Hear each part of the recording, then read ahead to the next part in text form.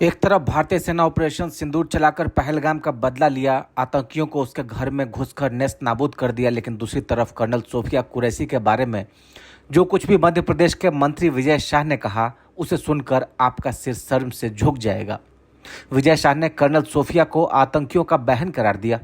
जिन्होंने हमारी बेटियों के सिंदूर उजाड़े थे, वही कटे पिटे लोगों को हमने उन्हीं की बहन भेज करके उनकी ऐसी की तैसी करवाई। एक बार मोदी जी के लिए जोरदार ताली बजाएं।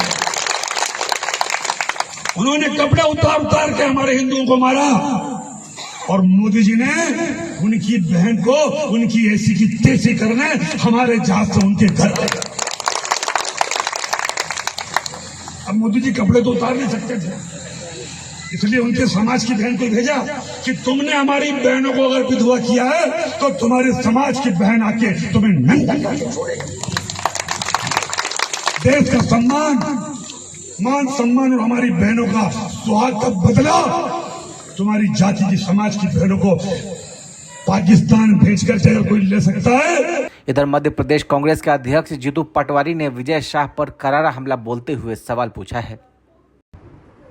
भारतीय जनता पार्टी के एक काबीना मंत्री विजय शाह जी ने जिस तरीके से उन बेटियों को जिन्होंने पाकिस्तान की सेना को थर्रा दिया, उन बेटियों के खिलाफ इतने अनर्गल तरीके से अपनी बात कही, इतने छोटे शब्दों में अपनी बात कही, मैं पूरी भावना को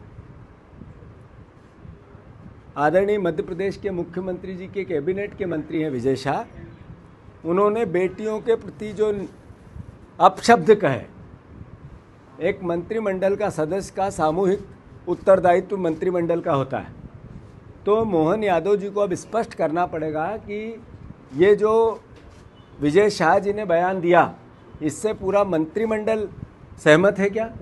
पूरी भारतीय जनता पार्टी सहमत है क्या? और अगर भारतीय जनता पार्टी सहमत नहीं है तो इसी वक्त विजय शाह को बर्खास्त करना चाहिए।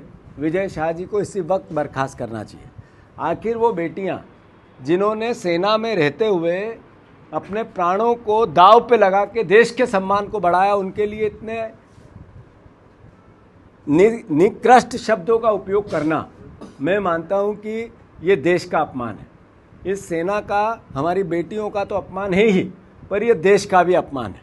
तो ऐसा मंत्रिमंडल का एक सदस्य जो देश का अपमान करता है, बेटियों के लिए, ऐसी बहादुर बेटियों के लिए, देश की बेटियों के लिए जो सीमा पे सेना में काम करते हुए देश की रक्षा करती है, उनके लिए इतने निंदनीय शब्द कहते हैं, वो क्या मंत्रिमंडल में बने रहने लायक है?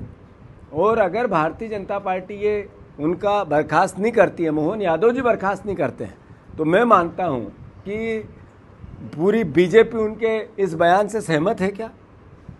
और अगर सहमत नहीं है तो नेचुरल है, स्वाभाविक है कि उनको मंत्रिमंडल से इसी वक्त बाहर किया जाना चाहिए। कांग्रेस पार्टी मांग करती है, मैं नरेंद्र मोदी जी को चिट्ठी लिखूंगा, देश के प्रधानमंत्री हैं, मैं हमारे रक्षा मंत्री जी को चिट्ठी लिखूंगा और मोहन यादव जी और बीजेपी के अध्यक्ष जेपी नड्डा जी, हमारे प्रदेश के मुख्यमंत्री, इन सबको चिट्ठी लिख रहा हूँ कि ये आपको स्पष्ट करना पड़ेगा कि एक मंत्री ने जो बयान दिया है वो सामूहिक मंत्रिमंडल की जिम्मेवारी होती है।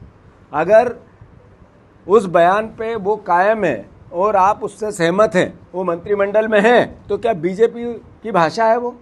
और अगर नहीं है तो उनको बर्खास्त करें। जाहिर है, जिस तरह के नेता बयानबाजी कर रहे हैं, इसे किसी भी तरह से जायज नहीं ठहरा जा सकता। सोशल मीडिया पर मध्य प्रदेश के इस मंत्री के खिलाफ लगातार एक्शन की मांग हो रही है। ब्यूरो रिपोर्ट, लाइव तक।